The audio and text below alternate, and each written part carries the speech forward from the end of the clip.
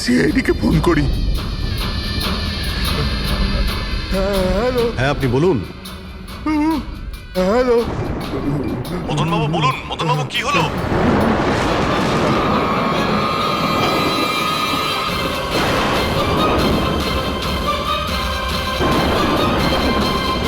না না,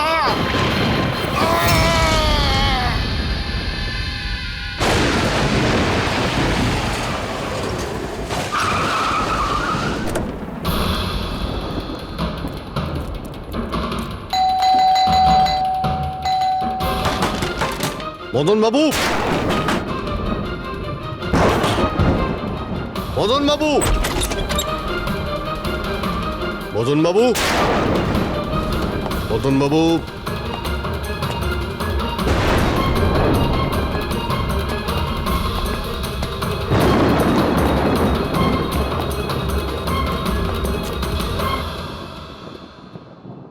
দয়া,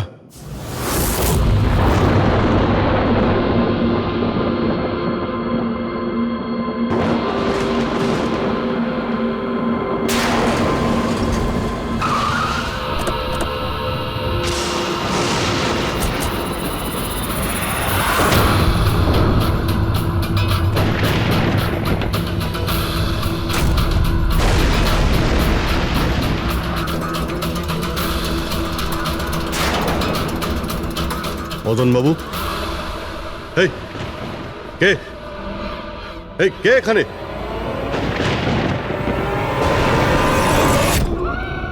এটা কি?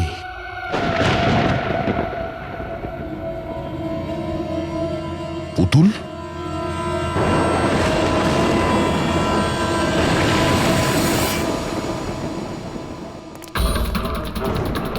অভিজিৎ, স্যার, আমরা দেরি করে ফেলেছি।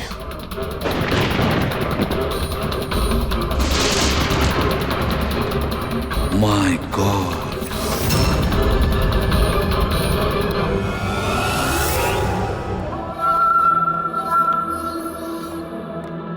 এই নে।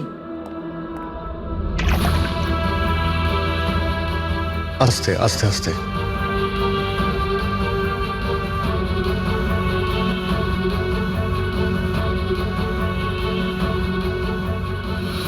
মদন বাবু, আপনি ঠিক আছেন তো? কেন, কি হয়েছে আপনার? কেউ আছে যে আমাকে প্রাণে মারতে চায়? কে? ও আবার আশেপাশেই আছে। আমাকে কখনো একলা ছাড়ে না। হয়তো এখনো আমাকে দেখছে, শুনছে। দেখুন মদন বাবু, একদম চিন্তা করবেন না, আপনার কিচ্ছু হবে না। আমরা আছি না? মদনবাবু, আপনি কার কথা বলছেন? কে কে আপনাকে বিরক্ত করছে? পুতুল, কাঠের পুতুল। কাঠের পুতুল? না মানে ওটা ওরকম নয়, যারা কথা বলতে পারে না, অন্যের ইশারায় নাচে। এই কাঠ পুতুলগুলো কথা বলে, কথা বলতে পারে, নিজেরা চলে চলে ফিরে বেড়ায়।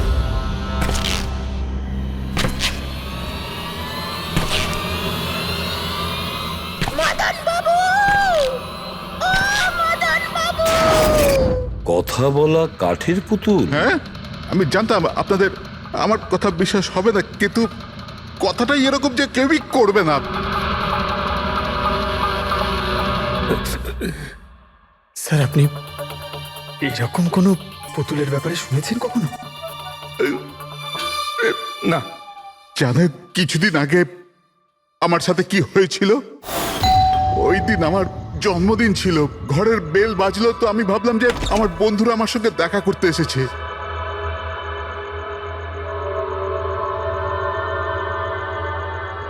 এত রাত্রে কে বেল বাজালো? অদ্ভুত তো।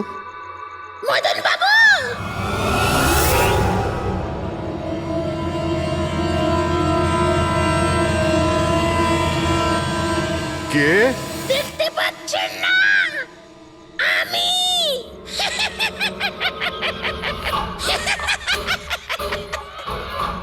আরে আমি, এত অবাক হওয়ার প্রয়োজন নেই। জানেন কি এখানে আমি কেন এসেছি? কেন? তোমার প্রাণ নিতে।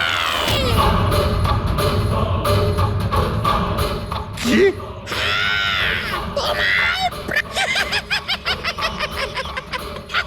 রবি, কবিতা, তাড়াতাড়ি এদিকে এসো। কি হয়েছে দাদা? কে? এ এ পুতুলটা এটা বলছে যে এ আমার প্রাণ নিয়ে নেবে। কি? হ্যাঁ দাদা, এটা একটা নির্জীব পুতুল। হ্যাঁ, ওটাই তো। তো এটা আপনার প্রাণ কি করে নেবে? দাদা, তুমি আমাদের সাথে মজা করছো?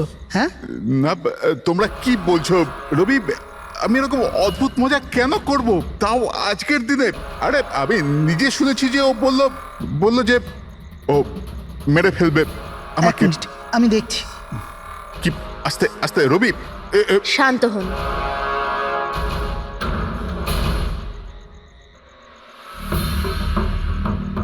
দাদা, মনে হচ্ছে তোমার সাথে কেউ মজা করেছে। এই কাঠের পুতুলের মধ্যে কেউ মনে হয় স্পিকার ফিট করেছে। চেক করো, হয়তো কোনো স্পিকার আছে।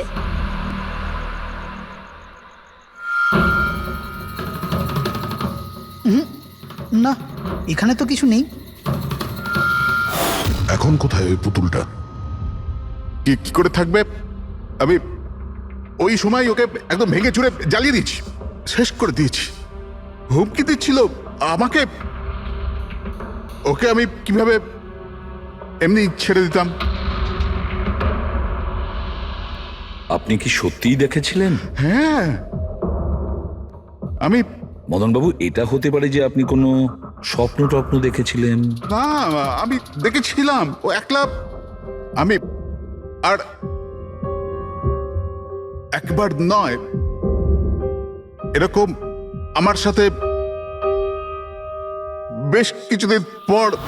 আমার মনে হয় মদন বাবুকে মারার সব থেকে ভালো উপায় এই যে ওনার বুকে ছুরি ঢুকিয়ে দিয়ে। এতে তো পুরো মেঝে রক্তে খারাপ হয়ে যাবে। সবচেয়ে বেস্ট উপায় হলো মদনবাবুকে বিষ দেওয়া হোক। একটা কাজ করা যাক, কেন না ওনার গলায় টিপে দেওয়া যাক। তো আপনি বলে দিন মদনবাবু, আপনি কিভাবে আপনার মৃত্যু হওয়া পছন্দ করেন? মদন বাবু, কোথায় যাচ্ছেন?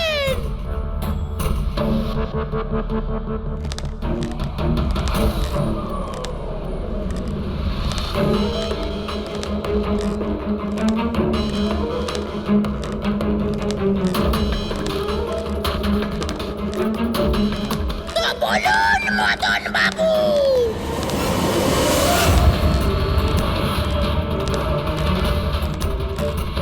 কিভাবে আপনি মরতে চান বলুন মদন বাবু।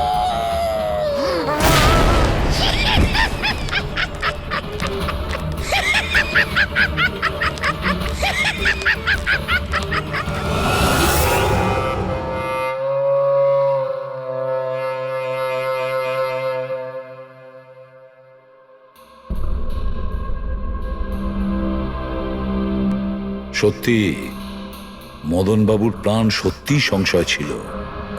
উনি সত্যিই বলছিলেন, কোনো ভ্রম ছিল না। এর মানে স্যার মদন বাবুর খুন এই পুতুলটা করেছে? কি যে বাজে কথা বলো না, পুতুল আবার খুন করতে পারে নাকি? তাহলে স্যার খুনটা করলো কে? সেই ফেডরিক, যে কাঠের পুতুলের খেলাটা ভালো করে জানে। যখন আমরা এখানে এসেছিলাম তখন এই পুতুলটার হাতে এই ছুরি ছিল। সমস্ত প্রমাণ তো এর দিকেই আঙুল তুলছে। তাহলে খুন এই করেছে। দাদা, দাদা, প্লিজ প্লিজ দাদা, স্যার এই পুতুলটা খুন করেনি। এক মিনিট, আপনারা কে? স্যার আমি কবিতা, ওনার স্ত্রী, আর ইনি মদন দা, ওনার বড় ভাই। উনি হলো রবি। তাহলে আপনারা এতক্ষণ কোথায় ছিলেন, কি করছিলেন? স্যার আজ আমাদের ম্যারেজ অ্যানিভার্সারি, সেজন্য আমরা বাইরে ডিনার করতে গেছিলাম। আমরা মদন দাকেও বলেছিলাম সাথে যেতে, কিন্তু উনি বারণ করে দিলেন। আর এইসব আপনি বলছেন যে মদনবাবুর খুন এই পুতুল করেনি? হ্যাঁ স্যার, এই পুতুলটা খুন করেনি। আপনি কি জানেন খুনিকে? আমার পুরো বিশ্বাস ওনার খুন সাদুল করেছে। উনি উনি ওনার উপর বদলা নিতে চেয়েছিলেন। আচ্ছা, যার কথা বলছেন সে কে? কিসের প্রতিশোধ নিতে চাইছে? সাদুল একজন ভেন্টাকলিস্টার ভয়েস ওভার আর্টিস্ট ছিল। মদনদা আর রবির বড়দা অঙ্কুশদার ছোটবেলার বন্ধু। অঙ্কুশদা ছোটবেলা থেকেই সাদুলকে খুব ভালোবাসতো। যখন উনি দেখলেন সাদুল জীবনে কত ঠোকর খাচ্ছেন, তো 5 বছর আগে উনি নিজের বাড়িটা সাদুলকে দিয়ে দিলেন, যাতে উনি ওনার থিয়েটার গ্রুপ চালাতে পারেন। যদি ওরা কোনোদিন অঙ্কুশদাকে ভাড়ার টাকা দিতে পারেনি, কিন্তু অঙ্কুশদার এই নিয়ে কোনোদিনই কোনো দুশ্চিন্তা হয়নি, কারণ উনি জানতেন যে এই কলাতে অত পয়সা পাওয়া যায় না। সাদুল আর ওনার স্টুডেন্টরা অঙ্কুশদার বাড়ি থেকেই নিজেদের ভেন্ট্রালোকুইজমের প্র্যাকটিস করত। পুতুল দিয়ে কথা বলানো এই শিল্পের ঘন্টার পর ঘন্টা বসে রিহার্সাল করত। তাহলে একটা কথা তোমরা ভালো করে বুঝে নাও, ভেন্ট্রিলোকিজম এই শিল্পটা সহজ নয়, কিন্তু এটা আবার এতটাও মুশকিল নয়। এই শিল্পটা করার যে পদ্ধতি, এটার নামেই লুকিয়ে আছে। ভেন্ট্রিলোকিজম একটা ল্যাটিন শব্দ, যাতে ভেন্টারের মানে হচ্ছে পেট আর লোকি মানে হচ্ছে বলো। তাহলে ভেন্ট্রিলোকিজমের অর্থ পেট দিয়ে বলো। যেমন, হ্যালো বরুণ, কেমন আছো? তারপর একদিন অঙ্কুশদা মারা গেলেন, আর সব কিছু বদলে গেল। কারা? আরে আরে আরে আপনারা কি করছেন? আরে কি হলো? আপনারা কে? কি হয়েছে? আরে কি করছেন? কি করছেন? এরকম করছেন কেন আপনারা? আপনারা কারা? কি হয়েছে? আরে আপনারা চাইছেনটা কি? আরে রবি, বলবান, কি হচ্ছে এখানে? কি হচ্ছে? এই যে এতদিন ধরে তোমরা বিনা পয়সার ফুটনি মারছিলে না, আজ থেকে বন্ধ হয়ে গেল। আমি এখানে কোনো ধর্মশালা খুলে রাখিনি।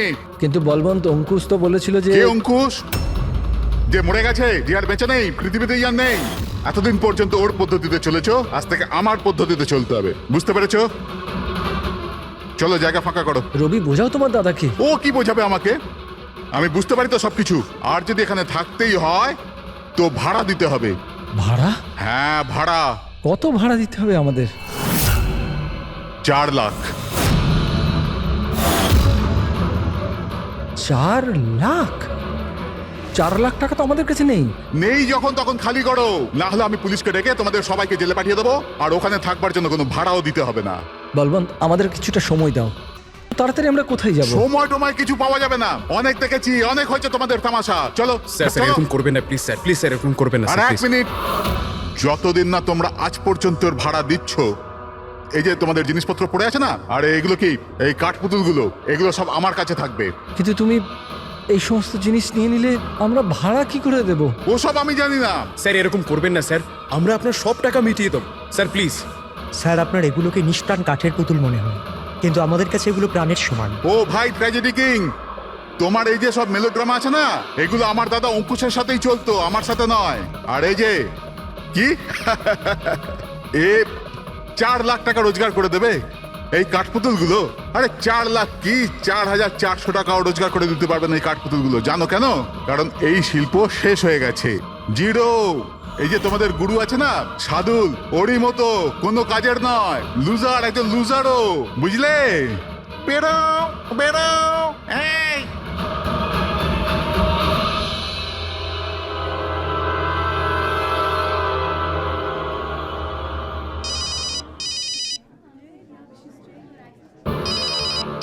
এও না। কে দাদা? আবার কে? সাদুল বারবার আমাকে এভাবে ফোন করে হুমকি দিচ্ছে। আমি দেখছি। হ্যালো। আমি আসছি তোকে মারতে, এবার তোর জীবন কিছুদিনের অতিথি মাত্র। হ্যালো দাদা, আমার মনে হয় আমাদের পুলিশ স্টেশনে যাওয়া উচিত। পুলিশ ডিপার্টমেন্টে আমি একজনকে চিনি, হয়তো ও আমাদের সাহায্য করতে পারে। হ্যাঁ দাদা, আমি এটুকু বিশ্বাস করতে পারিনি যে এই সাদুল এত বড় পাগল হবে। আমাদের পুলিশের কাছে যাওয়া উচিত। কোনো লাভ নেই, এই সাদুল নিজের মোবাইল থেকে ফোন করছে না, কোনো ল্যান্ডলাইন নাম্বার থেকে করছে। Landline number? আমি খোঁজ নিচ্ছি নাম্বারটা কোথাকার। কি? এটা কি বলছো তুমি? হ্যাঁ ঠিক বলছি, এই নাম্বার এই হসপিটালের মর্গ রুমের। সাদুল আমাকে হসপিটালের মর্গের রুম থেকে কেন ফোন করবে? এই নাম্বার থেকে এনাদের কাছে ফোনে হুমকি দিচ্ছে, কাল রাত আর আজ সকালেও দিয়েছে, টানা 3 দিন ধরে আসছে। কে করছে এই কল? স্যার এই ফোন দিয়ে কারোরই ফোন করবার কোনো অনুমতি নেই।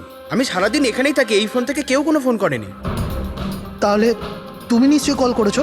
স্যার আমি কেন ফোন করব? আমি তো আপনাদের চিনিও না। হ্যাঁ হতে পারে তুমি সাদুলের কথা করেছো। কি নাম বললেন আপনি? সাদুল। সাদুল? এই যে এ হলো সাদুল, চেনো তুমি একে? এ আপনাদের কি করে কল করবে? কেন করতে পারবে না কল?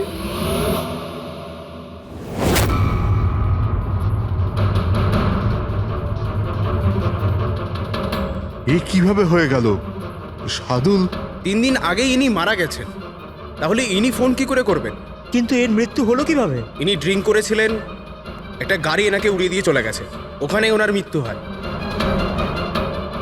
যদি ও এখানে মরে পড়ে আছে, তো আমাকে হুমকি দিয়ে ফোন কে করছে?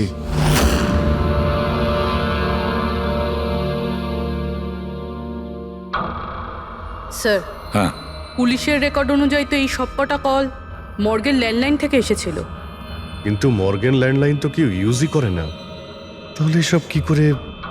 পূরবী ভালো করে চেক করো, দেখো ব্যাপারটা কি। মনে হচ্ছে ব্যাপারটা গোলমেলে। স্যার হ্যাঁ, উনি কিচ্ছু জানতে পারবেন না, আপনি এরকম কেন বলছেন?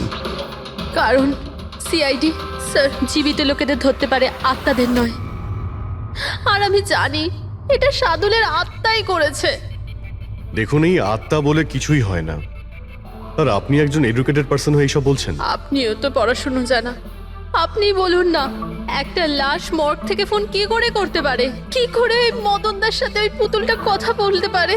স্যার তাদের এটা নর্মাল মনে হচ্ছে। আপনারাও এমন কিছু ফিল করেছেন যেটা মদনবাবু করেছিলেন? হ্যাঁ স্যার। না, বাঁচাও, আমি তোমাদের ছাড়বো না। তোমরা খুব বিরক্ত করছো আমাকে, তোমাদের সবাইকে মেরে ফেলবো আমি, ছাড়বো না। দাদা, সরে যাও। না দাদা কি হলো? এদিকে আসবে না। আরে কিন্তু দাদা এটা কি করছো তুমি? দাদা কি? কাঠপুতুল আছে এখানে, সরে থাকো। কাঠের পুতুল? আমাকে মারতে এসেছে, আমি বলেছিলাম না। দাদা 1 মিনিট দাদা এটা কি করছো তুমি? রবি, এই এই আওয়াজটা উপর থেকে আসছে। হ্যাঁ, কিন্তু উপরে তো কিছুই নেই, পুরো তো স্টোর রুম আছে আর একটা বন্ধ ঘর আছে। Store room? হ্যাঁ, ওই স্টোর রুমের মধ্যেই তো আমি সমস্ত কাঠপুতুলগুলো একটা বড় বাক্সের মধ্যে তালা লাগিয়ে বন্ধ করে রেখেছি। কাঠের পুতুল? ওগুলো সব বাইরে চলে এসছে। কিভাবে? কি?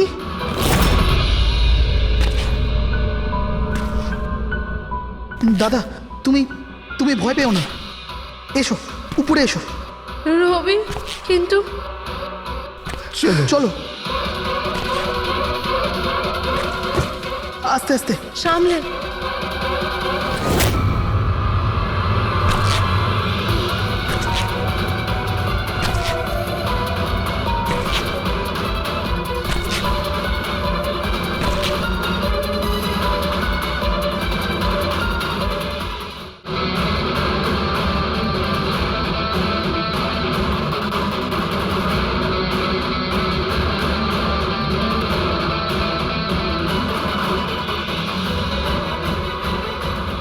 মদন বাবু,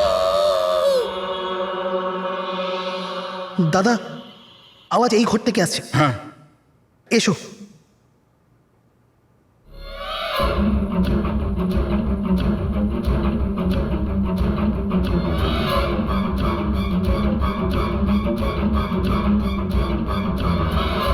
মদন বাবু,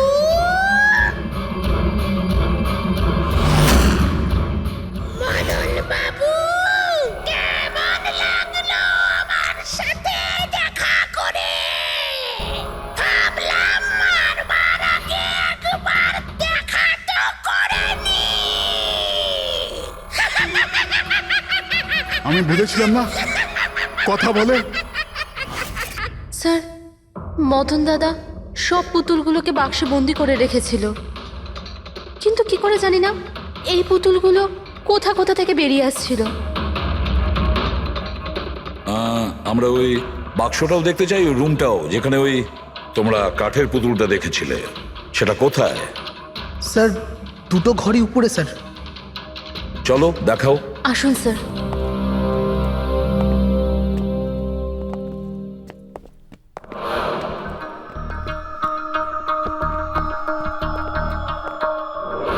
স্যার, পায়ের আওয়াজটা আমরা করিডোরে শুনেছিলাম, আর ওই পুতুলটা আমরা এখানে এখানে দেখেছিলাম স্যার।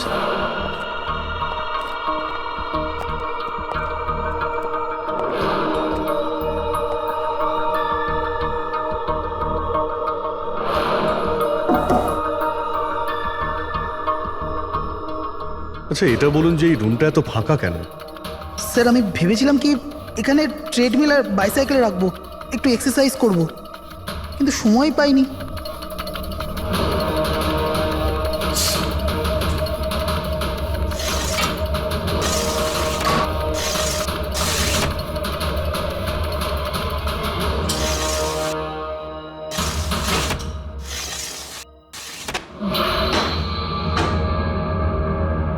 স্যার, এটা তো বন্ধই হচ্ছে না।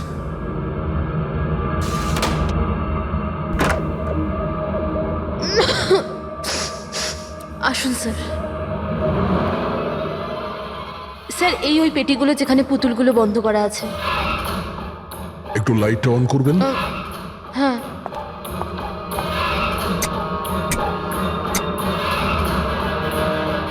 স্যার, এই ঘরটা অনেক দিন ধরে বন্ধ আছে, তো মনে হয় বাল্বটা খারাপ হয়ে গেছে।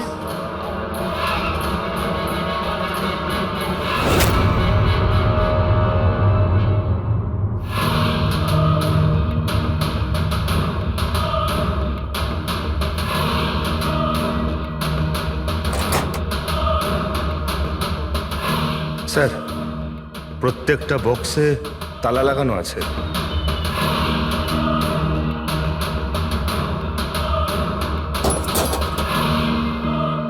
কিন্তু এই তালাটা শক্তপোক্ত নয়, যে কেউ একে খুব সহজেই খুলতে পারে।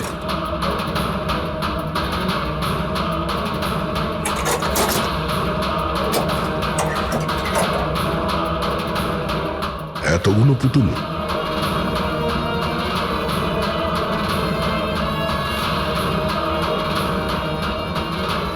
দেখি একটু, এতে কোনো মেকানিজম করা নাই তো? স্যার, আমি আপনাকে বলছি তো, এরা কথা বলে না। স্যার, নিশ্চয়ই সাদুলের আত্মা এসে এদের কথা বলায়। ভেতরে কোনো মেকানিজম কিন্তু কোনো স্পিকার তো নেই যার থেকে আওয়াজ আসবে। স্যার, উনি কিন্তু ঠিক কথাই বলছেন, না তো কোনো মেকানিজম আছে, না কোনো স্পিকার। কিন্তু তাহলে এই পুতুলগুলো কথা বলে কি করে?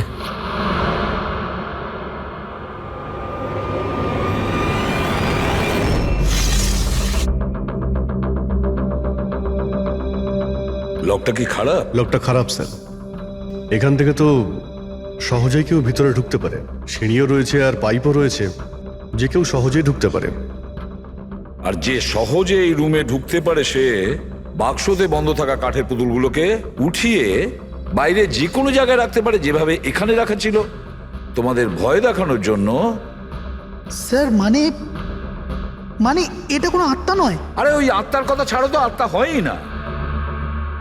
এটা সেই হতে পারে এই বাড়ির প্রত্যেকটা কোণা সে চেনে, প্রত্যেকটা কোণা। আর তাছাড়াও কাঠের পুতুলের ব্যাপারেও খুব ভালো মতো জানে। আর এরা হতে পারে সাদুলের স্টুডেন্ট। সাদুলের স্টুডেন্ট খোঁজ নিয়ে দেখতে হবে যে সাদুলের স্টুডেন্টস এই মুহূর্তে কোথায় আছে আর কি করছে। হাই, আমার নাম হলো ফ্রিডা। আমার নাম দীপেশ। আমার নাম হলো তরুণ। আর আমার নাম লোচন।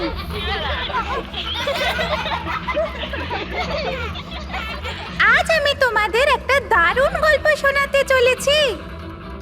না, সবসময় কেন তুমি শোনাবে গল্প? আরে তুই তো আপত্তি কিসের? হ্যাঁ হ্যাঁ ফ্রিডা, তোমার সবসময় ভালো রোল প্রয়োজন পড়ে। হ্যাঁ দীপেশ, তুমি একদম ঠিক বলেছো। পরিশ্রম আমরা করি আর ফেমাস তুমি হয়ে যাও। তোমার পুতুলও তো সেই কথাই বলছে। স্যার বুঝতে পারছি না স্যার, এটা এই পুতুলগুলো কথা বলছে কি করে? আরে পঙ্কজ, এটা একটা আর্ট, ভয়েস চেঞ্জ করার আর্ট। এটাকে বলে ভেন্ট্রিকুলিজম। একদম। কথা তো এরাই বলছে, কিন্তু মনে হয় যেন এই আওয়াজ পুতুলের মুখ থেকে বেরোচ্ছে। কিন্তু স্যার এরা কোথায় কথা বলছে? আপনি দেখুন না, এদের তো ঠোঁটটা পর্যন্ত বন্ধ। দেখো আমি বলছি আমি বেস্ট। এটাই তো শিল্প পঙ্কজ, মুখ না খুলে এত পরিষ্কার কথা বলা। আওয়াজ এখানে এই পেট থেকে বেরোয়। ওই আত্মাও এদের মতো শিল্পীরই তৈরি করা। ওই পুতুলগুলো এই আর্টের দ্বারাই মদনবাবুর সঙ্গে কথা বলে, আর ওই নিউজ রিডারও। কিন্তু স্যার এরা তো পুতুলগুলোকে হাত দিয়ে নাড়াচ্ছে স্যার। হ্যাঁ, এরকমই তো হয় পাপেট শোয়ে। কিন্তু মদন বাবু ওই পুতুলটা দেখেছিল স্যার, ওটাতে কেউ হাত দিয়ে নাড়াচ্ছিল না, আর না কথা বলছিল এভাবে। হ্যাঁ ঠিক আছে, হতে পারে কোনো মেকানিজম ফিট করেছিল ওই পুতুলে, যেটা কোনো রিমোট কন্ট্রোল দিয়ে অপারেট করা হতো। স্যার কিন্তু রবি বলছিল যে ওর ভেতর কিচ্ছু নেই, কিচ্ছু নেই।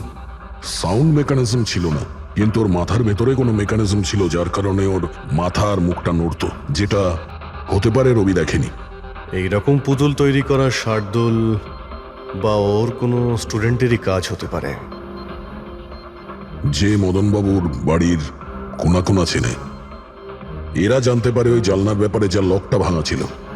বাড়িতে ঢুকে প্রত্যেক জায়গায় পুতুল বসানো আর ওদের দিয়ে কথা বলা তো এদের বাঁ হাতের কাজ।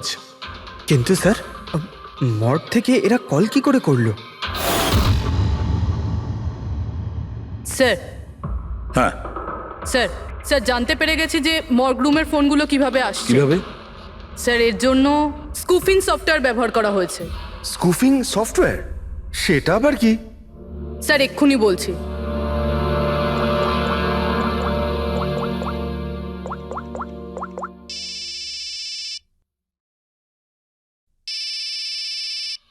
কি যন্ত্রণা!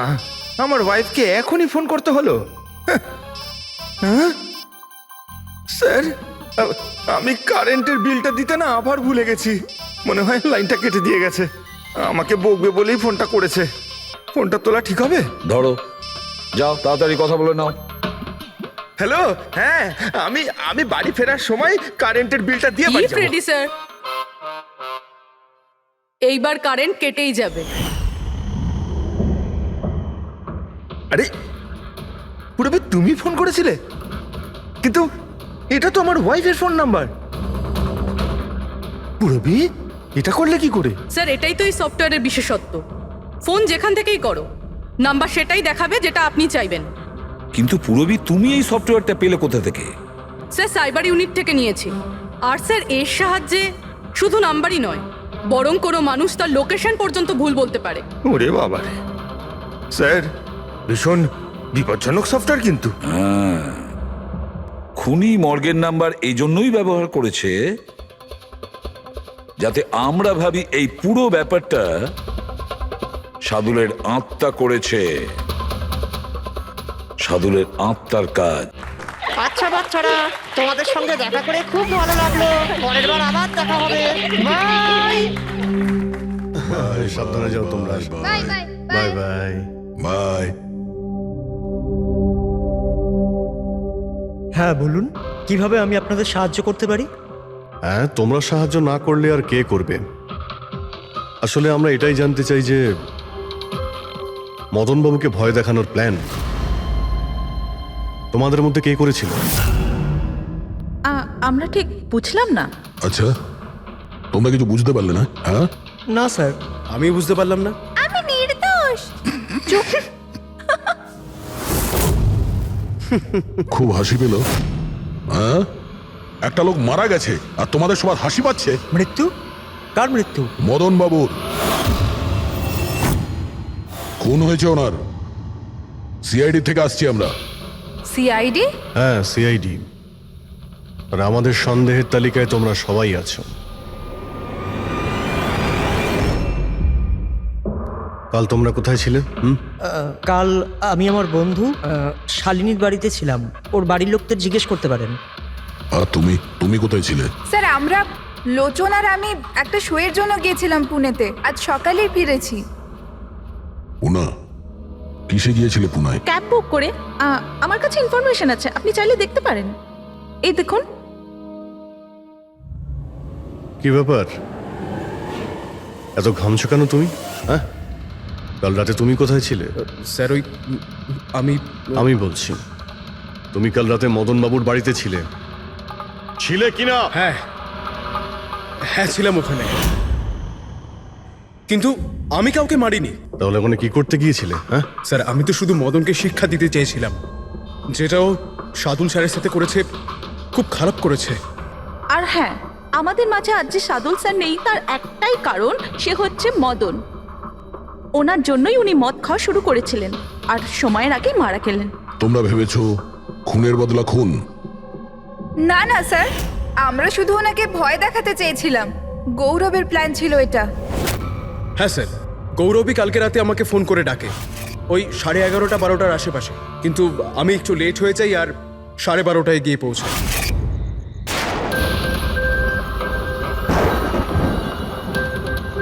আজ তো এমনিতেই অনেক লেট হয়ে গেছি, মেরেই ফেলবে গৌরব আমাকে। চলে গেছে হয়তো ভিতরে, এবার ওকে ইশারা কি করে করবো?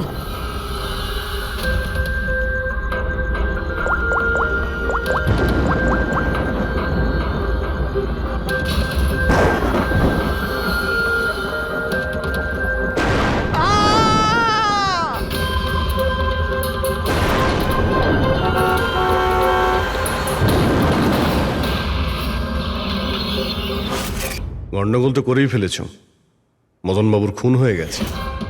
স্যার, আমার এই খুনের সাথে কোনো রকম সম্পর্ক নেই। আর গৌরবের? স্যার, এটা তো গৌরবই বলতে পারবে, তাই না? ঠিক আছে, গৌরবকে ডাকো। কোথায় ও? গৌরব তো এখন গোয়াতে আছে। গোয়া? গোয়াতে কেন? স্যার, এটা জানি না। ওকে কিন্তু বাঁচানোর চেষ্টা করবে না, নাহলে তুমি ফেসে যাবে, বুঝেছো? না স্যার, এরকম ব্যাপার নয়। কালকে রাতে যখন ওকে আমি ফোন করি তখন ওর ফোন বন্ধ ছিল। আজকে সকালে মেসেজ আসে আমার কাছে। মেসেজ দেখাও তো। স্যার, কাল রাত্রে যেটা হয়েছিল সেটা হওয়ার কথা নয়। আমি গোয়া পৌঁছে গেছি কিছুদিন গা ঢাকা দেওয়ার জন্য। কিন্তু এ গোয়াতে কখন পৌঁছলো আর কিভাবে? যখন আমরা ক্রাইম সিনে পৌঁছেছিলাম তখন তো ও ওখানে ছিল না।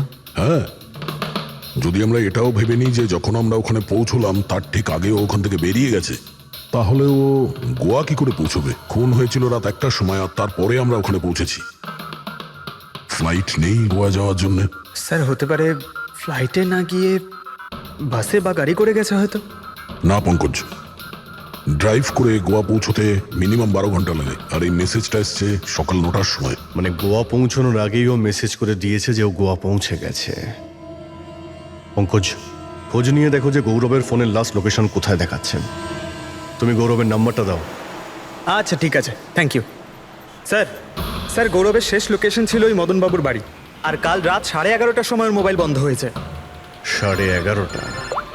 Hello, thank you sir.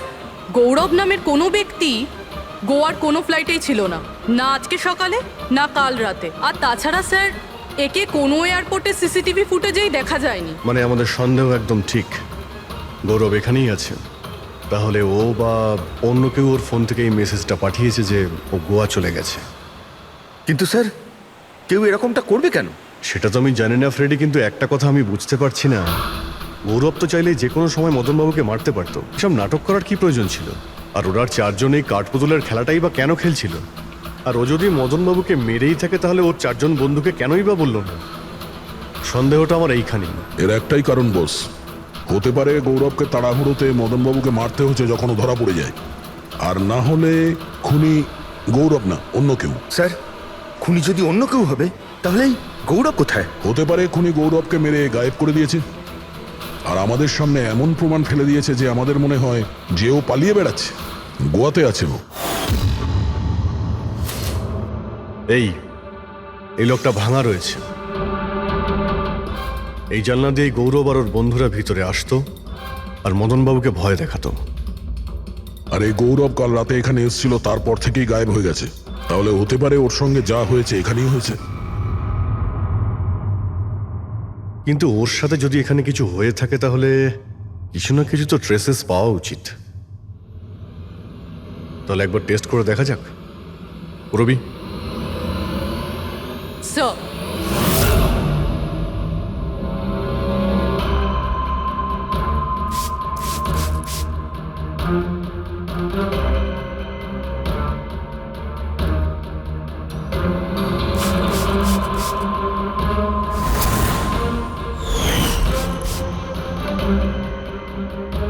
Sir আপনার সন্দেহ ঠিক ছিল, এখানে তো রক্ত রয়েছে। ও যখন এই দরজা দিয়ে বাইরে বের হয়েছিল তখনই ওর ওপরে কেউ আক্রমণ করে। স্যার এদিকে তো কোনো চিহ্নই নেই। ওদিকটা দেখো। এই যে স্যার। ওখানেও দেখো।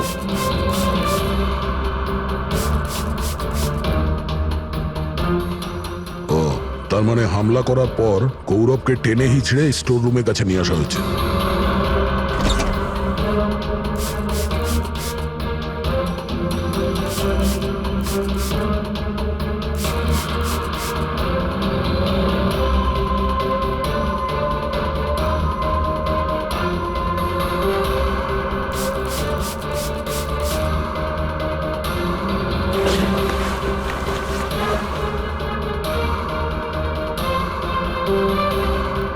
রক্তের দাগ তো এতটা অবধি রয়েছে, তার মানে গৌরবকে এখানেই।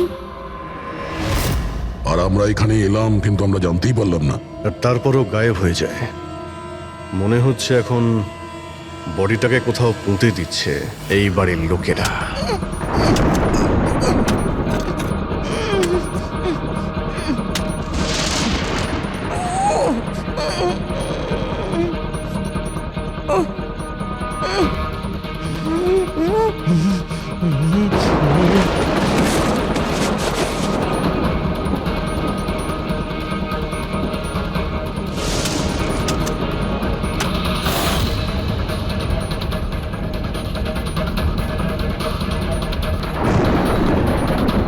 সিআইডি?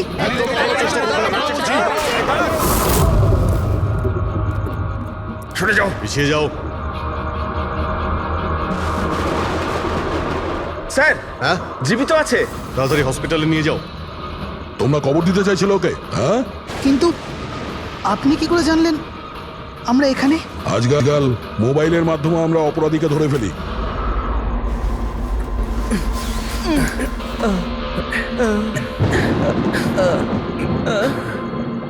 চলো তাড়াতাড়ি নিয়ে যাও ওকে। চলে এসো।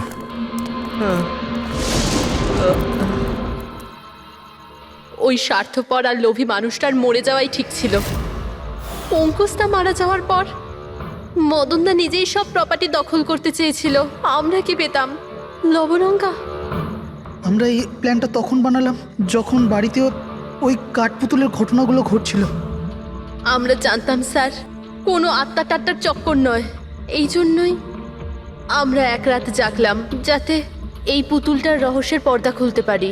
আর তারপরে তোমরা গৌরবকে ধরে ফেলো। হ্যাঁ,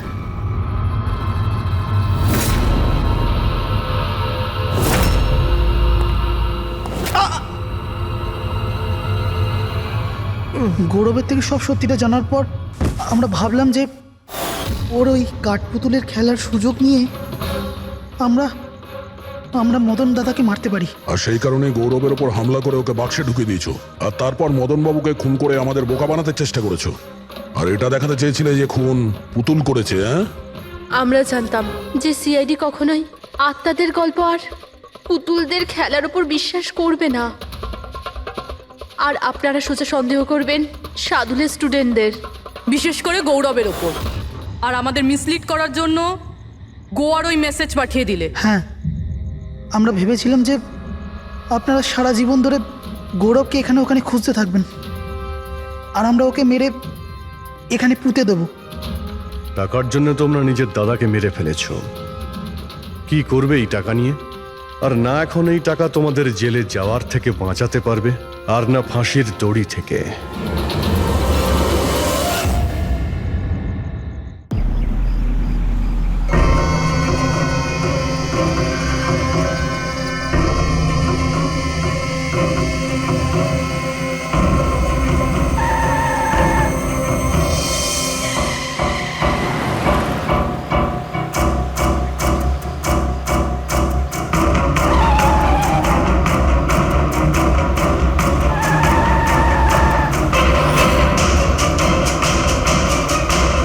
চলন্ত গাড়িতে ঘুমানো ভালো কথা নয়।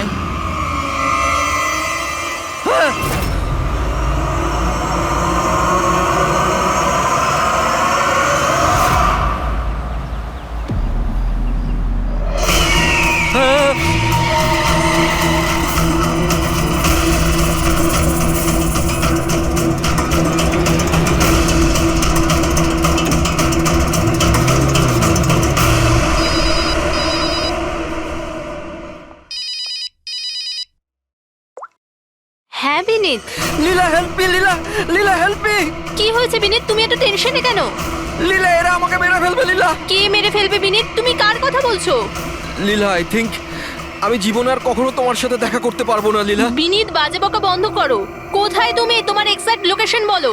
আমি বাস স্ট্যান্ড রোডে আছি, পুরনো পোস্ট অফিসের কাছে। বিনীত একটা কাজ করো, তুমি ওখানেই থাকো, আমি ট্যাক্সি নিয়ে এক্ষুনি তোমাকে ওখানে নিতে যাচ্ছি। হ্যালো লীলা। হ্যালো বিনীত, তুমি ঠিক আছো? আরে এই ফোনটাও না। হ্যালো লীলা। এই ফোনটাও এক্ষুনি কাটার ছিল।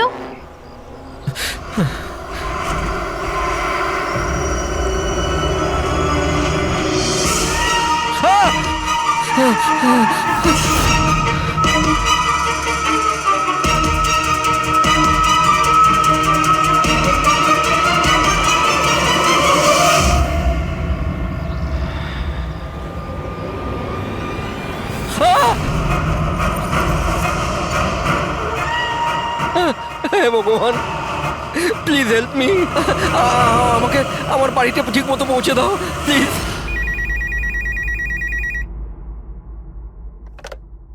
Hello, CID bureau. Hello ma'am. Ma'am please আমাকে হেল্প করুন। ম্যাম আমার স্বামী এই মুহূর্তে খুব বড় বিপদের মধ্যে আছে। কি স্যার, কি হয়েছে নাকি ওনার? ম্যাম ওর প্রাণ সংশয় হয়েছে, কেউ ওকে মারতে চায়। ম্যাম প্লিজ ওনাকে বাঁচিয়ে নিন ম্যাম প্লিজ। উনি কি এখন আপনার সঙ্গেই আছেন? না ম্যাম, ম্যাম এই মুহূর্তে উনি ওনার গাড়িতে আছেন, ওই সাব স্ট্যান্ড রোডের পাশে পুরনো যে পোস্ট অফিস আছে ওখানে। আচ্ছা শুনুন ম্যাম, দেখুন আমাদের দুজন অফিসার ওই এরিয়াতেই আছে। আপনি আপনার গাড়ির ডিটেলসটা বলুন। হোয়াইট ব্যাস্টার আছে আর গাড়ির নাম্বার হলো 2536। ম্যাম ওনাকে আপনি বাঁচিয়ে তো নেবেন ম্যাম।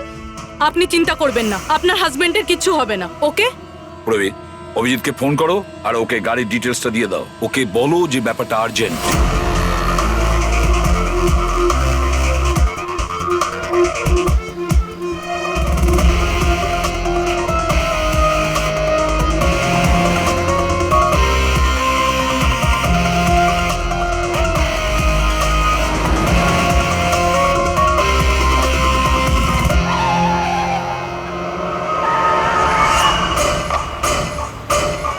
হ্যাঁ হ্যাঁ, এই নাম্বারটাই। ও গাড়ি এইভাবে কেন চালাচ্ছে? এ তো অ্যাক্সিডেন্ট করে দেবে।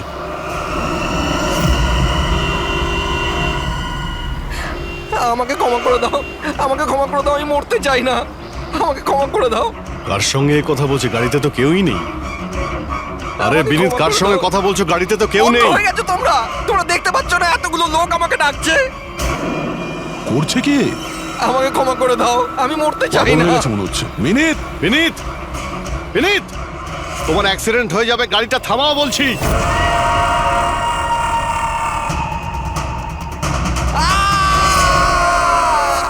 আঙ্কেল, আমার সাথে খেলো না, খুব মজা হবে।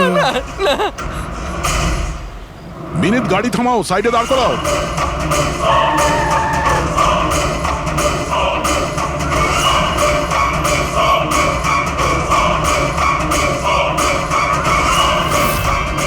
দাঁড়িয়ে যাও। বিনীত, বিনীত,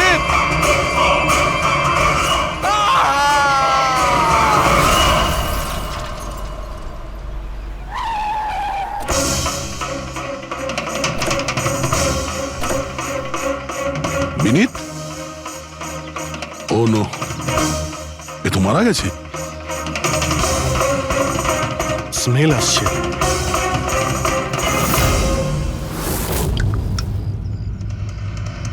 মদ। ড্রিঙ্ক করে গাড়ি চালাচ্ছিল, কিন্তু ও গাড়িতে কথা বলছিল কার সাথে? মদের নেশায় ভুলভাল বকছিল। মদ খেলে তো এটাই হয়, অ্যাক্সিডেন্ট।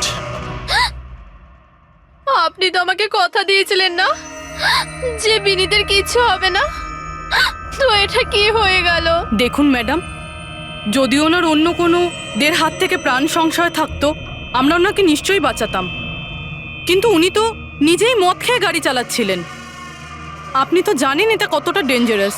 না, ওনার প্রাণ ওনার নিজের জন্য যায়নি, বরং তাদের জন্য গেছে যারাও এতদিন ধরে ওকে বিরক্ত করছিল। কারা? সকাল সন্ধে ঘুমিয়ে জেগে সব সময় ওকে বিরক্ত করত।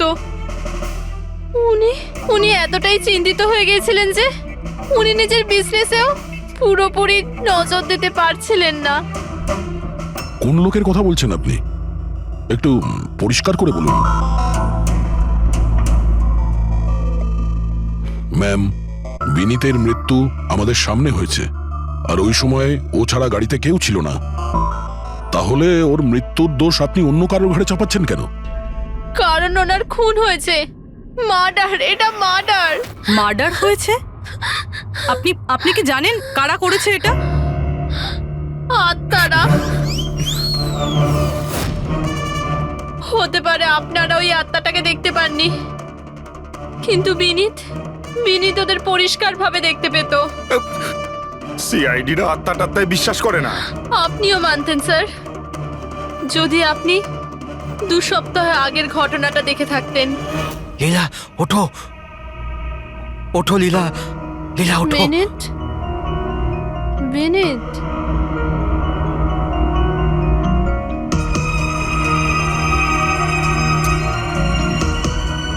বিনীত,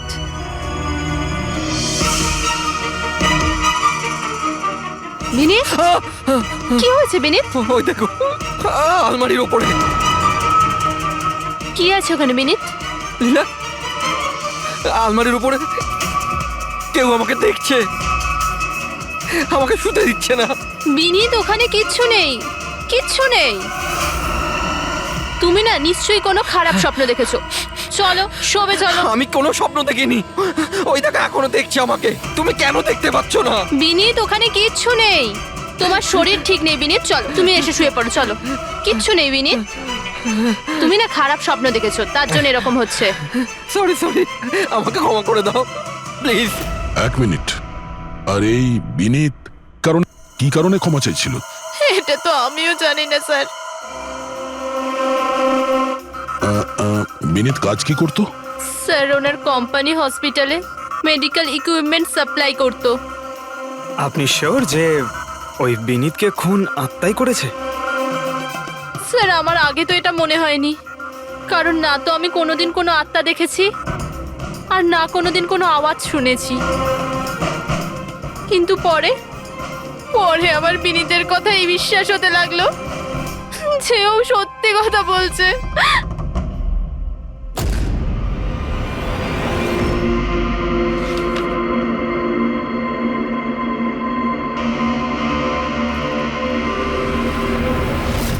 হ্যাঁ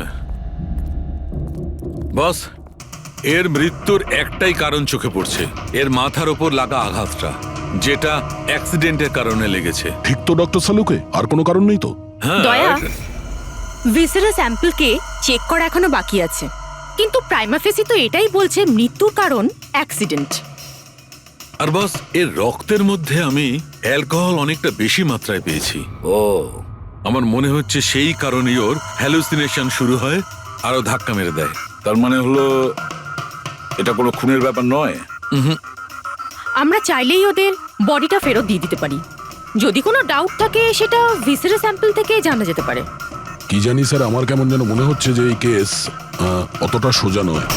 কারণ আমরা যখন লীলাকে জিজ্ঞাসা করলাম যে এই বিনীত কার কাছে ক্ষমা চাইছিল, তখন কথাটা এড়িয়ে গেল। আমরাও কি শেষকৃত্যে যাব নাকি? ওখানে আত্মীয়রাও থাকবে, বন্ধুরাও থাকবে, অনেকেই থাকবে। যদি কিছু জানতে পারা যায়। যাও, নিশ্চয়ই যাবে ফিউরালে।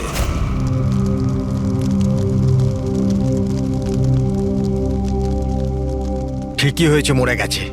খারাপ লোকেদের সাথে এটাই হওয়া উচিত। তুমি একদম ঠিক বলেছ, এই ধরনের লোকের এরকমই মৃত্যু হওয়া উচিত। ব্যাস, আর ওই দিনটার অপেক্ষা করছি যেদিন ওই দুজনেরও চিতা জ্বলতে দেখব।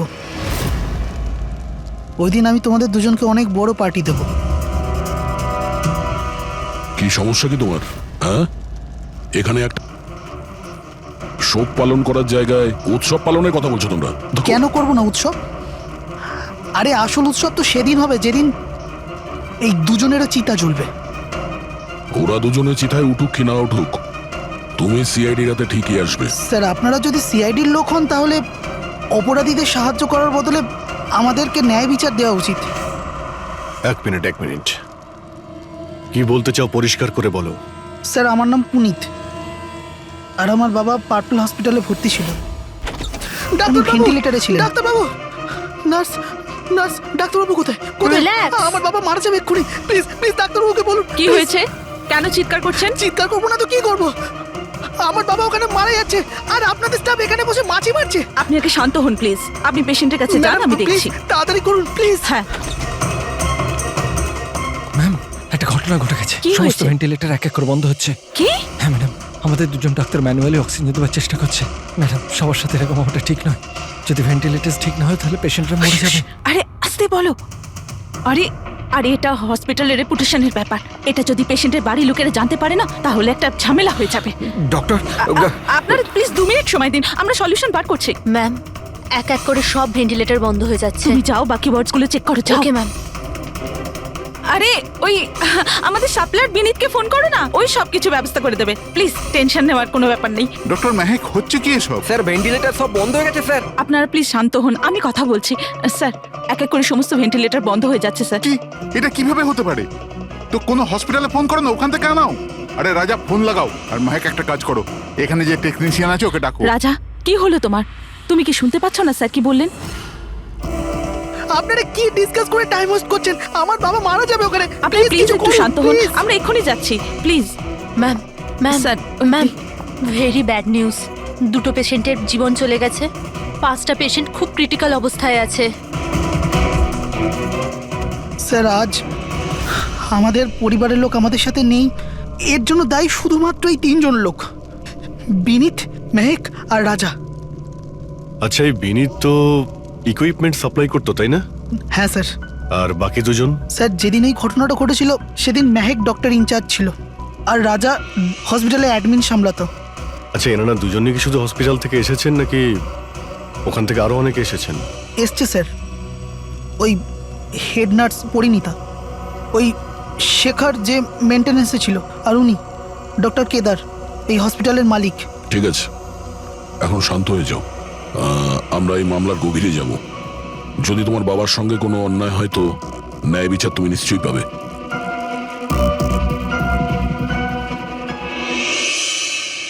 এখন বুঝতে পারছি বিনীত ক্ষমা চাইছিল কেন।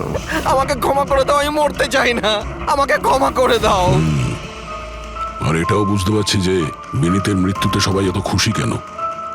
তার মানে বিনীতের মৃত্যুর কারণ যে কেউ হতে পারে।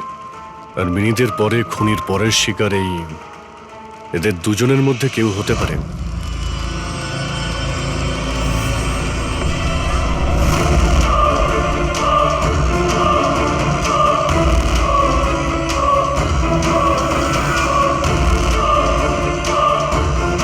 আমাকে ক্ষমা করে দাও।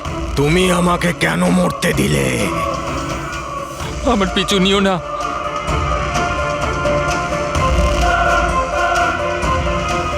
এরা এরা কথা কার সঙ্গে বলছে? আমার পিছু নিও না। আর সেই কাল্পনিক লোকগুলোর সঙ্গে যার সঙ্গে বিনীত কথা বলছিল। চাইলে তুমি আমাকে বাঁচাতে পারতে, কেন মরতে দিলে আমাকে? এবার তুমিও মরার জন্য তৈরি হয়ে যাও। আর এই মহিলারও একই কেস মনে হচ্ছে। ছাড়, ছাড় আমায়, ছাড় আমায়, আগুনের দিকে টানিস না। আমার কোনো দোষ নেই এতে।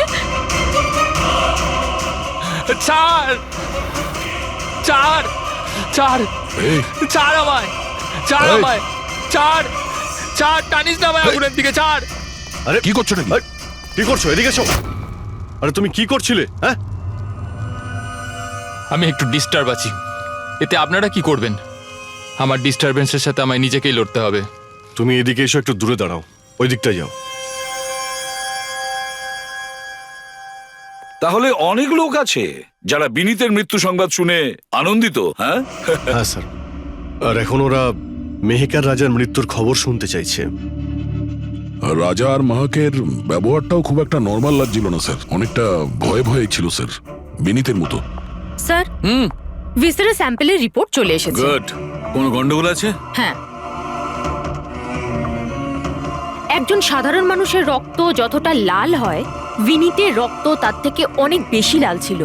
ও, এখন বুঝতে পারছি যে বিনীত কেন আত্মা দেখতে পেত। কেন স্যার? পুরবী, মানুষের রক্ত যখন সাধারণের থেকে অনেক বেশি লাল হয়, তার মানে এইটা দাঁড়ায় যে ওই মানুষটি অনেক বেশি দীর্ঘ সময় ধরে কার্বন কম্পাউন্ডের সংস্পর্শে ছিল। আর এই কার্বন কম্পাউন্ডের কারণেই ওর হ্যালুসিনেশন হতো ভীষণ ভাবে। তার মানে কেউ জেনে শুনে বিনীতকে ওই কার্বন কম্পাউন্ডের সংস্পর্শে এনেছিল, যার ফলে বিনীতের মানসিক অবস্থা খারাপ হয়ে গেল আর ওর মৃত্যুর কারণও হয়ে গেল। স্যার, খুনি এই কার্বন কম্পাউন্ড পেল কোথায়? এই আমাদের আশেপাশেই সব জায়গায় কার্বন কম্পাউন্ড ছড়িয়ে আছে।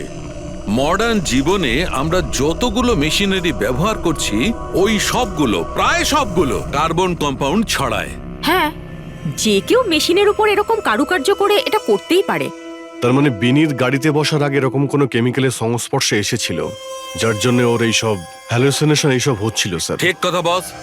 গাড়িটার এক্সস্ট সিস্টেমটা চেক করতে হবে। গন্ডগোলটা ওখানেই হয়েছে।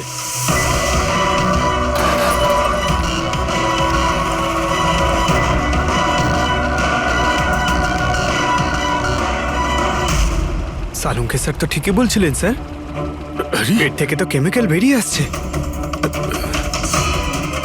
একটা কথা তো তাহলে ঠিক পঙ্কজ, ওই আত্মা টাত্মা বলে কিচ্ছু ছিল না। স্যার, তার মানে এখন খুনের নিশানায় দুজন রয়েছে, রাজা আর মেহেক।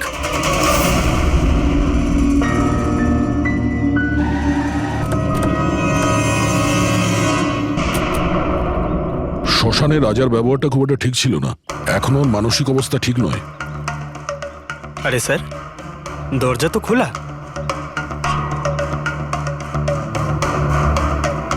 আচ্ছা, খুনি রাজার কাছে পৌঁছে যায়নি তো? এসব কি হচ্ছে? ক্যান্ডেলস,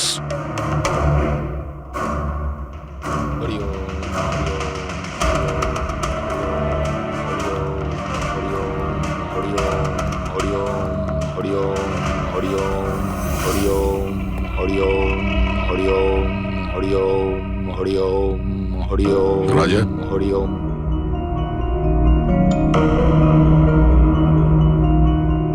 আছো? কারা আপনারা? সিআইডি। বেনিতে শেষকৃত্যে দেখা হয়েছিল আমাদের। তুমি আগুনে ঝাঁপাতে যাচ্ছিলে, আমরা তোমাকে আটকেছিলাম, মনে আছে?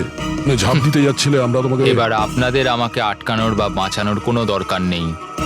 যতক্ষণ বিনীতের খুনি ধরা না পড়বে তোমারও প্রাণের সংশয় আছে। আচ্ছা, একদম ঠিকঠাক বলো, ওই 12 জন রোগীর মৃত্যু কি তোমার গাফিলতিতে হয়েছিল? খবরদার বলছি, আমার ওপরে এরকম নোংরা আর মিথ্যা অপবাদ দেবেন না। আমি নির্দোষ, আমার জন্য কেউ মরেনি। শান্ত হও, শান্ত হও। রাজাকে অনেক কষ্টে শান্ত করেছি, ওকে ডাকাবেন না। আপনি কে? আমার নাম শ্লোক।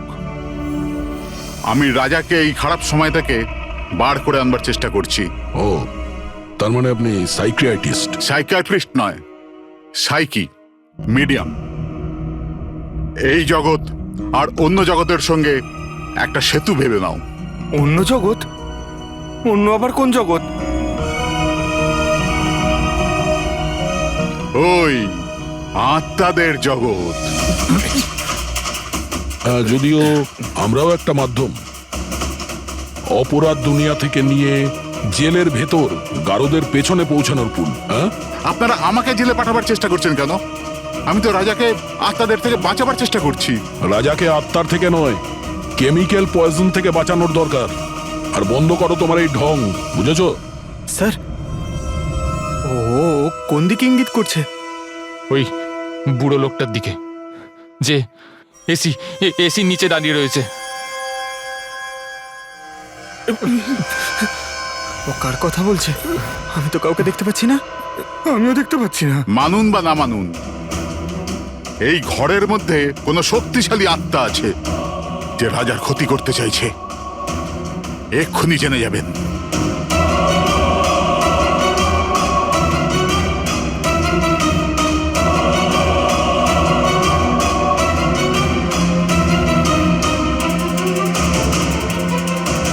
মিটার দিয়ে আত্মা দেখা যাবে?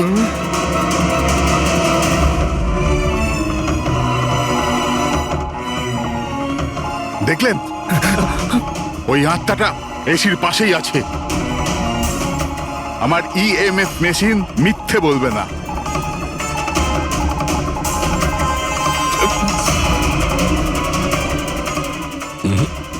তবে আমাদের ওই মিটার ভুল হতে পারে না, বুঝলে?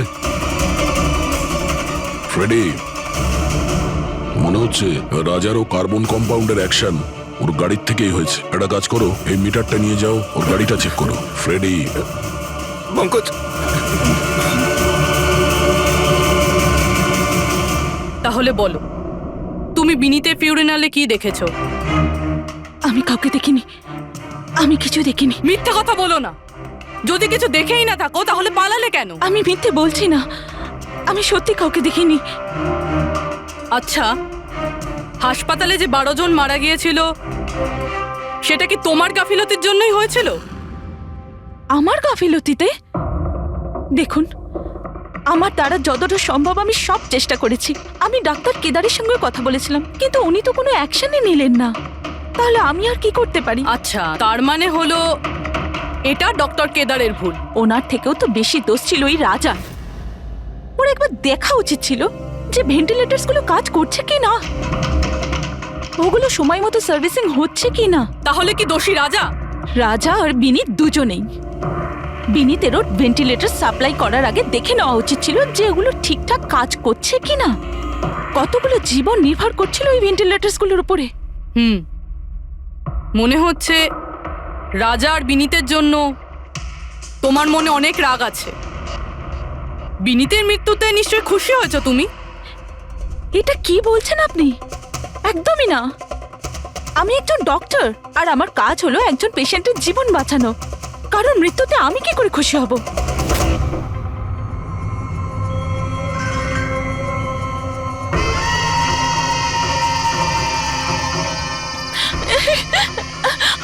আবার এসে গেছে, আবার এসে গেছে। কিন্তু কিন্তু এখানে তো কেউই নেই। পিছনে। আরে এখানে কেউই নেই। দেখো, তুমি ভয় পেও না। যতক্ষণ আমি আছি তোমার কিছু হবে না, ঠিক আছে?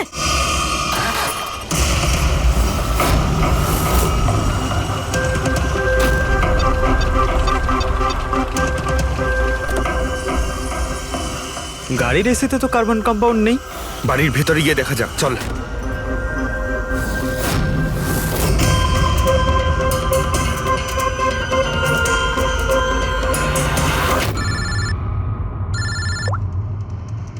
হ্যাঁ পুরবি,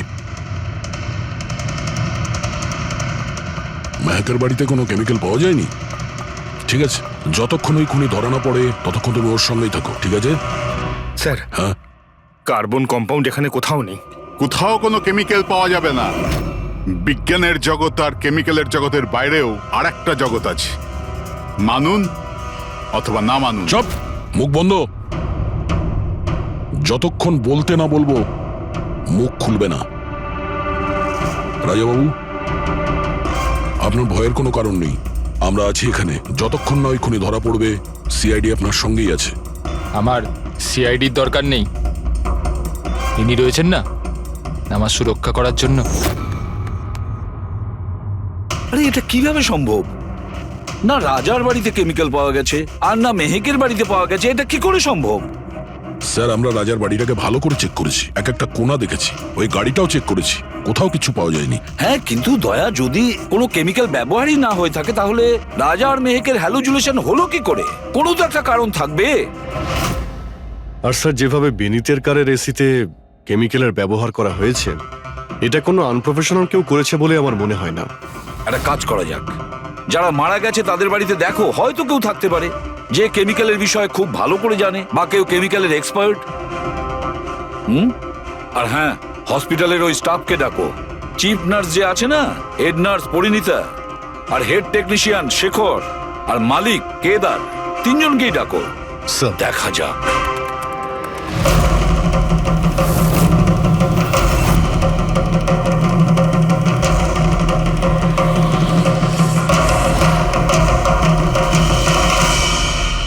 তোমার নাম শেখর, তাই তো?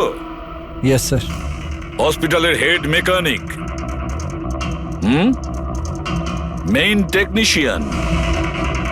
তার মানে হসপিটালে যদি কোনো মেশিনে প্রবলেম হলে সবার প্রথমে তোমার কাছে খবর আসে। হ্যাঁ স্যার, ঠিক। তাহলে হসপিটালের ভেন্টিলেটর খারাপ ছিল সেটা তুমি জানতে না? স্যার, প্রথম থেকেই জানতাম। তাহলে কেন কিছু করনি? কাউকে কিছু বলনি কেন? হ্যাঁ স্যার, এতে আমার কোনো দোষ নেই। তাহলে কার ভুল ছিল? স্যার, আমি প্রথমেই মেহেককে ভেন্টিলেটরের ব্যাপারে বলেছিলাম যে ভেন্টিলেটরসে প্রবলেম আছে আর যে কোনো সময় খারাপ হতে পারে। এটা তুমি ভেন্টিলেটর বন্ধ হওয়ার আগেই জানিয়েছিলে? ইয়েস স্যার, 1 সপ্তাহ আগে। ম্যাম, আমি আপনাকে একটা নোটিশ পাঠিয়েছিলাম, ওয়ার্ডের ভেন্টিলেটরগুলো ঠিকমতো কাজ করছে না। ও, আমি তোমার চিঠিটা পড়েছি শেখর, তুমি টেনশন নিও না, আমি কিছু একটা করছি। কিন্তু ম্যাম, ব্যাপারটা খুব আর্জেন্ট। হ্যাঁ হ্যাঁ, আমি জানি। ডক্টর মেহেক। ইয়েস ম্যাম, আপনাকে অ্যাকাউন্টস ডিপার্টমেন্টে এক্ষুনি ডেকেছে। ও হ্যাঁ, আসছি। Don't Okay, worry ma'am. Shekhar, আমি নিশ্চয়ই কিছু ব্যবস্থা নেব, পাক্কা। কিন্তু স্যার, উনি আমার কথাটা সিরিয়াসলি নিলেন না। হ্যাঁ, মেহেক ভেন্টিলেটরস খারাপ হওয়ার সময় পেশেন্টদের বাঁচানোর খুব চেষ্টা করেছিল, কিন্তু রাজা স্যার এত ঘাবড়ে গেলেন যে কিছু করতেই পারলেন না। শেখর বাবু, তুমি কতটা সত্যি বলছো আর কতটা মিথ্যে সেটা তো আমরা জেনেই নেব। স্যার, মেহেকের কোনো ভুল ছিল না, ও ভেন্টিলেটর খারাপ হওয়ার কথা আমাকে প্রথমেই বলে দিয়েছিল।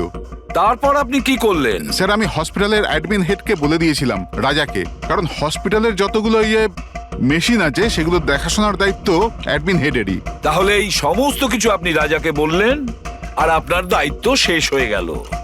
আপনি তো এই হসপিটালের মালিক, তাই না? তাহলে এভাবে দায়িত্ব শেষ হয়ে যায় কি করে আপনার?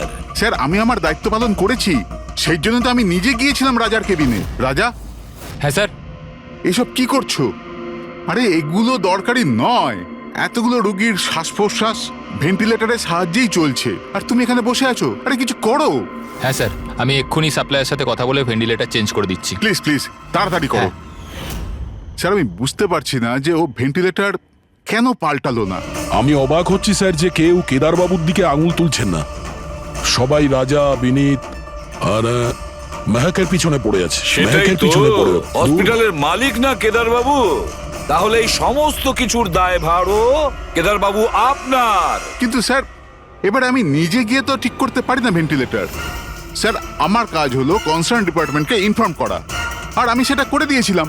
বরং আমি বিনীতের সঙ্গে নিজে কথা বলেছিলাম। আমি ওকে বলে দিয়েছিলাম যে যদি এগুলো রিপেয়ার করা যায় তো রিপেয়ার করুক, নাহলে চেঞ্জ করে দিক। কিন্তু ও কোনো অ্যাকশনই নিল না।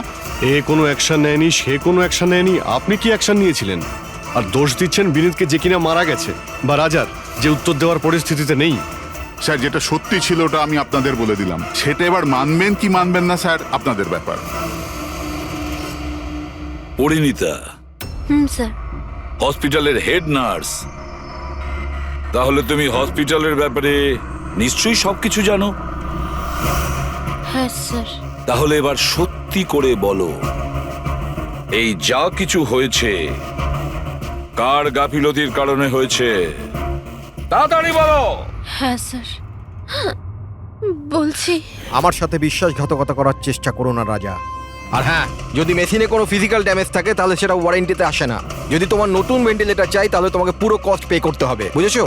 আমি তোমার থেকে বাজে লোক আজ অব্দি আমার জীবনে দেখিনি। এবার থেকে না তো আমাদের হসপিটাল তোমার থেকে কিছু কিনবে, না তো শহরের আর কোনো হসপিটাল। শোনো, এসব হুমকি অন্য কাউকে দেবে। তুমি জানো না আমি কে, যা করার করে নাও।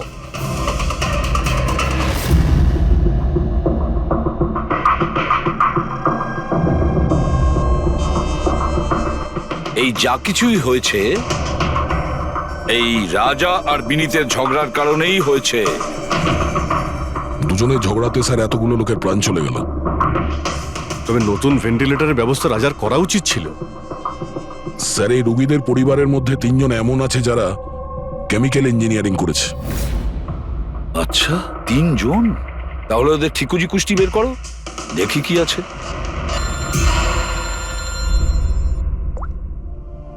Hello ACB Pradyuman.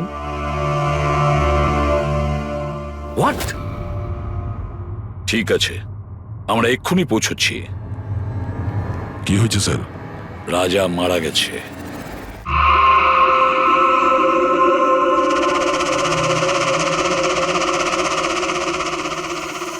দয়া, এর মৃত্যু তো মাথায় চোট লাগার কারণেই হয়েছে। মনে হচ্ছে ছাদ থেকে লাফ দিয়েছে।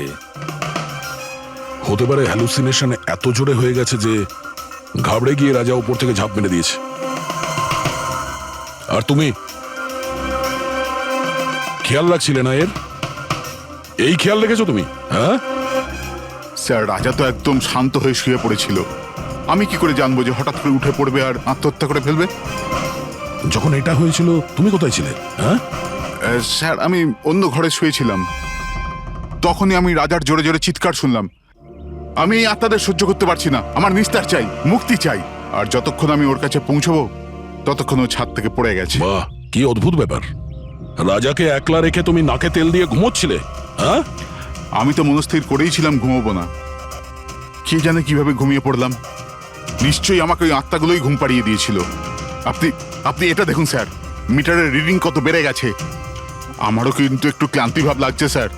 আর দ্বিতীয়বার যদি আমাকে এই মিটার দেখিয়ে দিস না তাহলে মনে রাখিস। দয়া, 1 মিনিট ভাই, একটু মিটারটা দেখি। এই নিন। এই মিটারটা আমি রাখছি। হ্যাঁ, আমি ফেরত দিয়ে দেবো পরে। ঠিক আছে স্যার, কিন্তু দিয়ে দেবেন। হ্যাঁ, দিয়ে দেবো। বরং এখন তুমি বাড়ি গিয়ে একটু আরাম করো। ক্লান্ত হয়ে গেছে, একটু দুর্বলও লাগছে। হ্যাঁ হ্যাঁ স্যার। ঠিক মতো ঘুমও হয়নি। যাও আরাম করো। এটা কি ডক্টর সালুকে? ওকে যেতে দিলেন আর এই মিটারটা রেখে দিলেন? দয়া, এই যে মিটারটা না, এটা খুব কাজের জিনিস।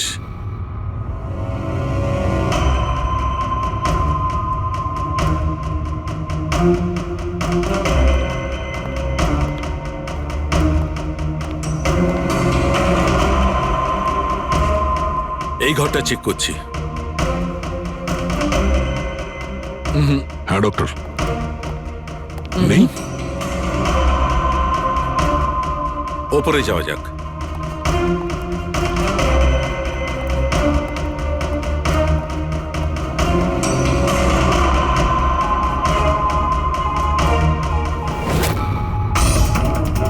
আরে সালুঙ্কে স্যার, সাবধানে।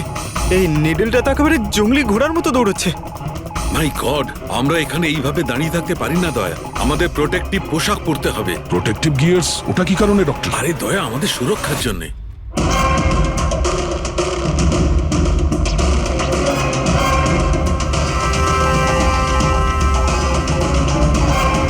এই দেখো, সবচেয়ে বেশি মিটার রিডিং এখানেই পাওয়া যাচ্ছে, এই এসিটার নিচে।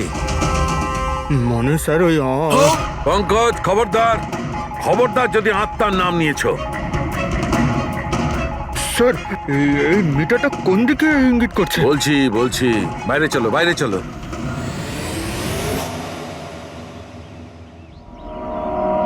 দেখেছো দয়া, এটা হচ্ছে ইএমএফ, ইলেকট্রোম্যাগনেটিক ফিল্ড ডিটেক্ট করে এটা। ইলেকট্রোম্যাগনেটিক ফিল্ডস, এগুলো তো আজকাল সব ইলেকট্রিক অ্যাপ্লায়েন্সের মধ্যে হয় ডক্টর, টিভি, ফ্রিজ এর একদম মধ্যে। ঠিক দয়া, কিন্তু ওই অ্যাপ্লায়েন্স গুলোর ইএমএফ হিডেন থাকে, লুকোনো থাকে, যাতে মানুষের উপর খারাপ প্রভাব না পড়ে। কি খারাপ প্রভাব? এইটার কারণে লোকেদের নশিয়া হতে পারে, ঘুম না হতে পারে, মন খারাপ হতে পারে। আর যদি অনেকক্ষণের সংস্পর্শে থাকে তাহলে হ্যালুসিনেশন হওয়াটা কোনো বড় কথা নয়।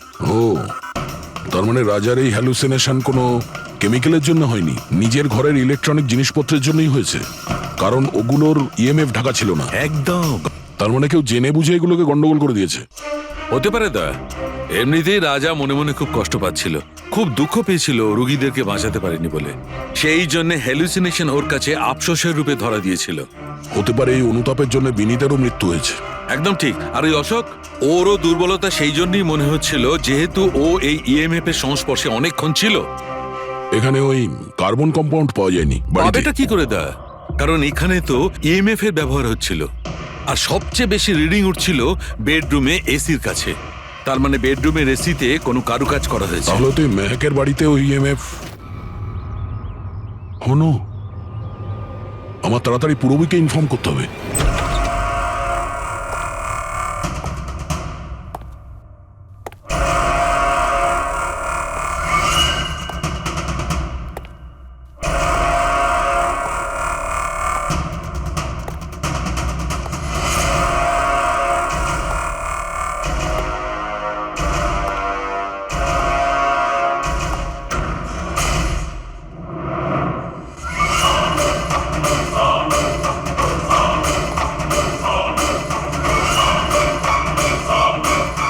আমাকে একবার মেরে শান্তি হয়নি তোমার? আমাকে আবার মারতে এসেছো?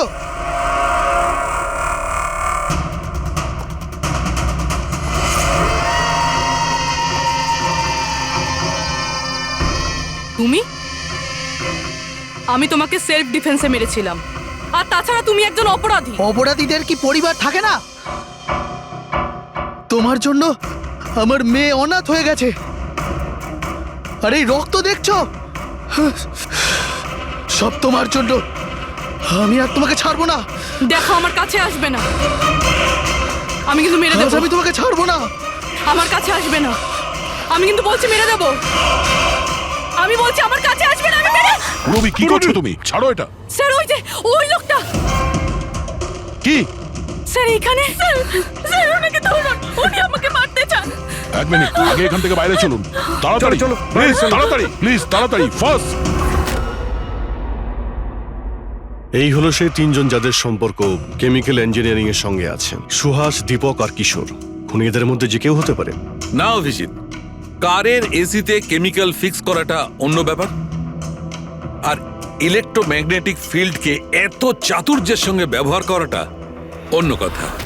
আমার মনে হচ্ছে ও এমন একজন লোক যার সায়েন্সে, মেডিকেল সায়েন্সের উপর খুব ভালো দখল আছে, হয়তো কোনো ডক্টর অথবা সায়েন্টিস্ট।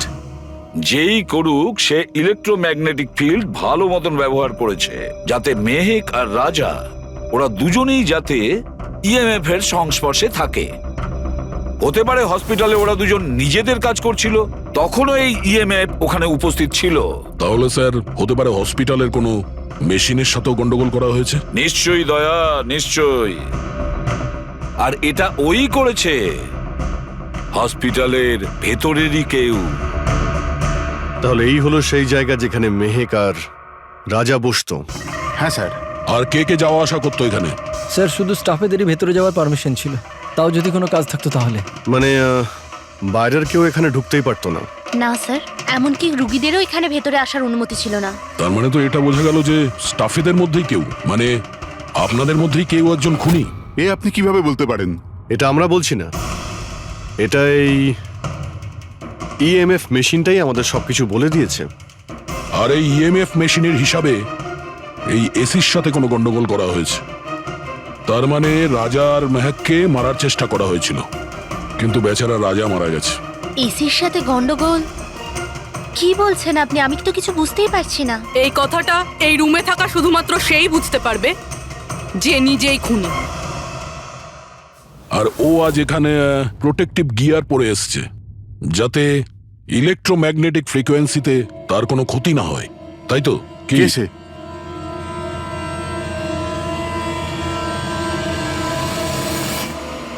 এদিকে এসো।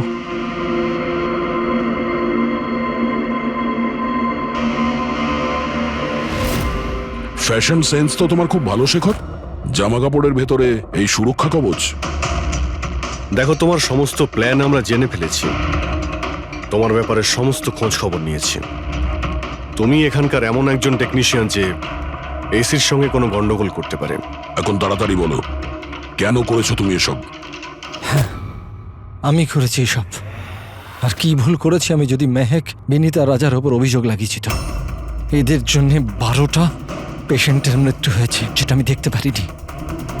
তারপর আমি ভাবলাম যে এদের এরকমই মৃত্যু দেবার প্রয়োজন আছে, যেভাবে 12টা পেশেন্ট মারা গেছে। সেই জন্য আমি ইএমএফ আর কার্বন কম্পাউন্ডের বিষ ব্যবহার করেছি ওদের মারার জন্যে, যাতে এদেরকে এমন মৃত্যু দিতে পারি, মৃত্যু নয়, এটা ভয়ঙ্কর মৃত্যু। আর এটাই আমার ন্যায় বিচার। শাস্তি দেওয়ার অধিকার শুধুমাত্র আইনের আছে, অন্য কারণ নয়, বুঝেছো? তুমি জানতে যে এই কেমিক্যাল ব্যবহার করলে ওদের হ্যালুসিনেশন হবে, ওই মারা যাওয়া রোগীগুলো ওরা সামনে দেখতে পাবে, যার জন্য ও পাগল হয়ে যাবে, তাই তো? কিন্তু আমি আমার লক্ষ্য পূরণ করতে পেরেছি। যেরকম মৃত্যু আমি চেয়েছিলাম দিতে, সেরকমই মৃত্যু বিনীতা রাজাকে আমি দিয়েছি। কিন্তু দুঃখের ব্যাপার, মেহেককে আপনারা শেষ মুহূর্তে বাঁচিয়ে নিলেন। সফল তো তুমি তখন হতে যদি তুমি কোনো অপরাধ না করে ওদেরকে শাস্তি দিতে। তোমার আর ওদের মধ্যে কি পার্থক্য রইল? এখন তুমিও একজন খুনি, তবে তুমি কি শাস্তি পাবে সেটা এখন আদালত ঠিক করবে।